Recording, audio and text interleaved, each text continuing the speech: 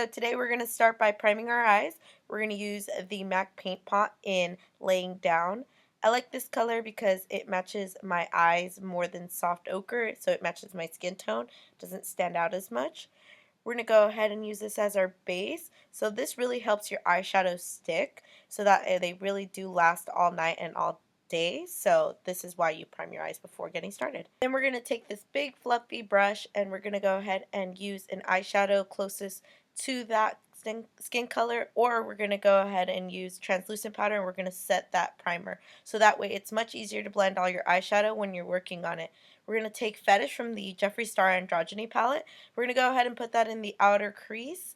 And we're going to go back and forth blending that in and out so that we don't have any harsh lines on this. Since I'm going to be using two eyeshadows, I'm only going to take this from the outer crease to the very middle and blend that back and forth. And then next we're going to go in with Poison. We're going to take that from the inner corner to the middle of the crease. And we're going to do the same thing. We're going to blend it back and forth. We really want to get the eyeshadows to look like they're melting into each other, which is why we're going to go ahead and blend so that we don't have any harsh lines and it doesn't end up looking weird.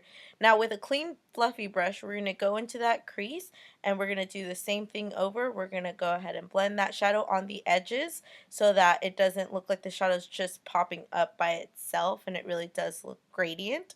Now we're going to go back in the palette and we're going to take Dominatrix on a very small pointed brush. We're going to go ahead and put that exactly in our outer V. We're going to blend that back and forth just in the outer V so that we have dimension in the shadow, but we don't want to take it up too far into the crease because then it'll look too dark.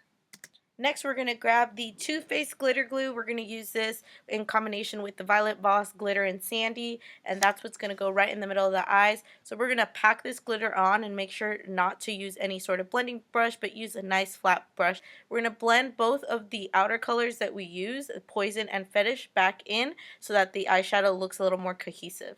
Liner was a hot mess, which is why I didn't film it, but I went ahead and showed you guys how I got it to look the way I wanted it by cleaning it up. The Belif Aqua Moisturizer, I'm going to go ahead and prep my skin by moisturizing it. I usually try to do this a little before I finish the eyeshadow just so that the moisturizer has some time to sink in. Next, I'm going to go in with the BECCA Backlight Primer. We're going to take that and we're going to go ahead and use that the same way. And I love this primer because it really does give your skin a luminous glow. The Urban Decay All Nighter Foundation, we're going to go ahead and take that on a beauty blender. I love this foundation particularly for long days and festival wear because it is sweat proof, waterproof. It does last all day and all night. So this is my favorite foundation and go-to when I know I'm going to be taking lots of pictures because it doesn't give any flashbacks. So great foundation to use. Now going in with the Tarte Shape Tape Concealer. I'm in medium tan. I love this concealer. It really does have as high coverage as they say. I find that it does increase even when I don't set it. So for a concealer like this, this is amazing. We're going to blend that out using our beauty blender. I don't know what my hand's doing up there. It's just like standing there by itself. But in any case, we're going to blend that all out really nicely with our beauty blender, which is the best way that I found to blend out this concealer. Now to set that concealer, we're going to be using the RCMA No Color Powder, and we're going to take that on our same beauty blender and we're going to cake that underneath our eyes, and we're also going to do that underneath our chin and our forehead just to set everything. We're going to let that bake on our face for a little bit, dance around a little bit, and it's onto the brows with the ABH Dip Brow Pomade. I didn't film this, but seeing people do their brows is kind of boring. Next, we're going to wipe off that bake. I always do this after my brows so it has some time to really set on my skin and warm up. So that is what I'm doing right there with it. Now since we want this makeup to last all night, I'm going to go in with the Makeup Forever Pro Finish Foundation. And this is the pressed foundation. This is going to keep your makeup on all night so that it's sweat proof like I said. Then I'm going to go in with the Hoola bronzer.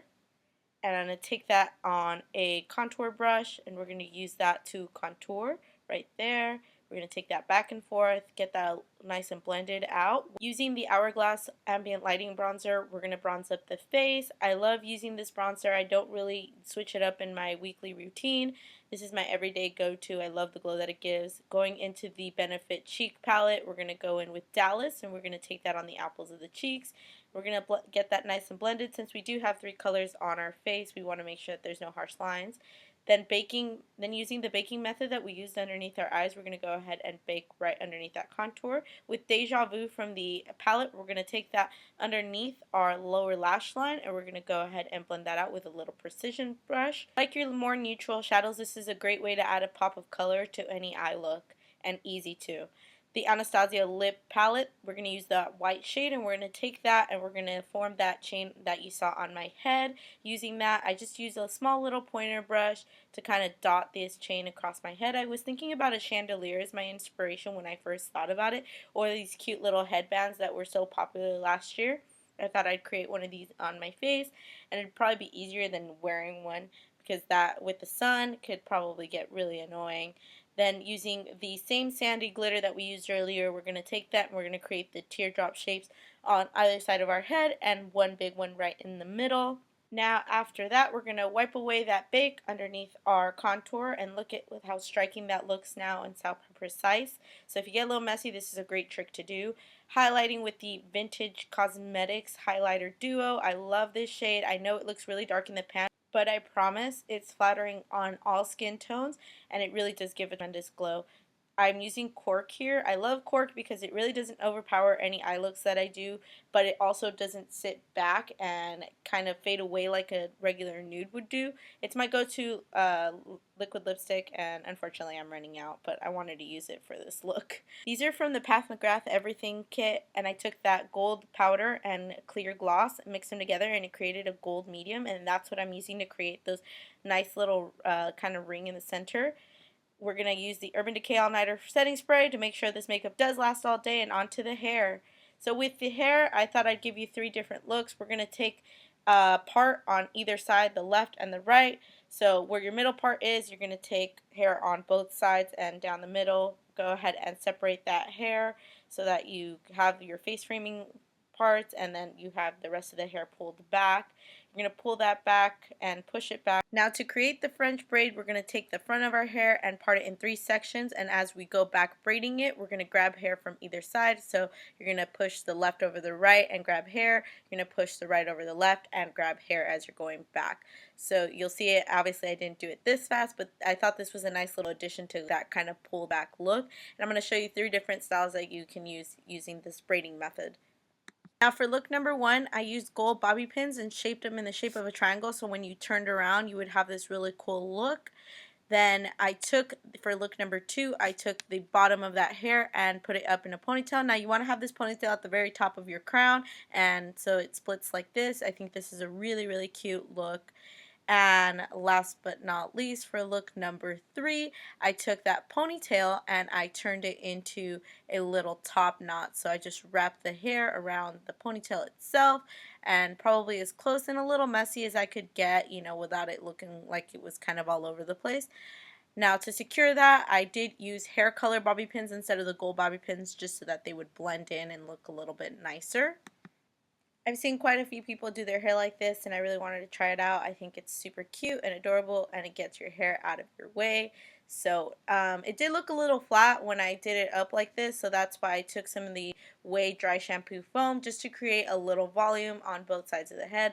So we're going to go ahead and take that into kind of the root area, and I just put this in the front really just to give it some volume near the temple area. And voila, those are the 3 finished looks. Thank you guys so much for watching.